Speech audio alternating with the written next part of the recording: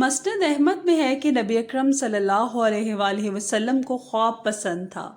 بسا اوقات آپ پوچھا کرتے تھے کسی نے خواب دیکھا ہے؟ اگر کوئی ذکر کرتا پھر نبی اکرم صلی اللہ علیہ وآلہ وسلم اس خواب سے خوش ہوتے۔ ایک مرتبہ ایک عورت آپ کے پاس آئی اور کہا، یا رسول اللہ، میں نے آج ایک خواب دیکھا کہ گویا میرے پاس کوئی آیا اور مجھے مدینہ سے لے چلا اور جنت میں پہنچا دیا۔ پھر میں نے ایک دھماکہ سنا جس سے جنت میں ہلچل مچ گئی۔ میں نے جو نظر اٹھا کر دیکھا تو فلاں بن فلاں کو دیکھا، 12 شخصوں کے نام لیے۔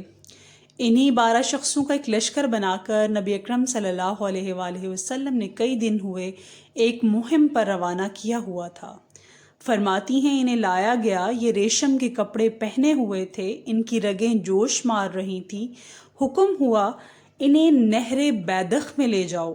جب ان لوگوں نے اس نہر میں غوطہ لگایا تو ان کے چہرے 14ویں رات کے چاند کی طرح چمکنے لگ گئے۔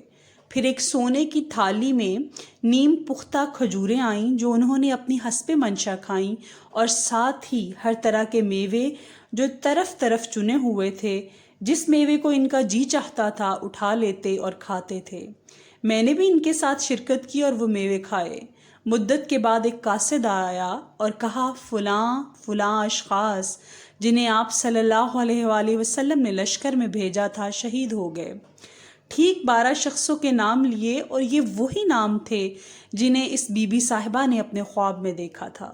نبی اکرم صلی اللہ علیہ وآلہ وسلم نے ان نیک بخت صحابیہ کو پھر بلوایا اور فرمایا، اب اپنا خواب دوبارہ بیان کرو۔ اس نے پھر بیان کیا اور انہی لوگوں کے نام لیے جن کے نام قاصد نے لیے تھے۔ تفسیر ابن کثیر جلد نمبر 5۔ اسلامک ویڈیوز کی سپورٹ کے لیے چینل کو سبسکرائب کر دیں۔ شکریہ۔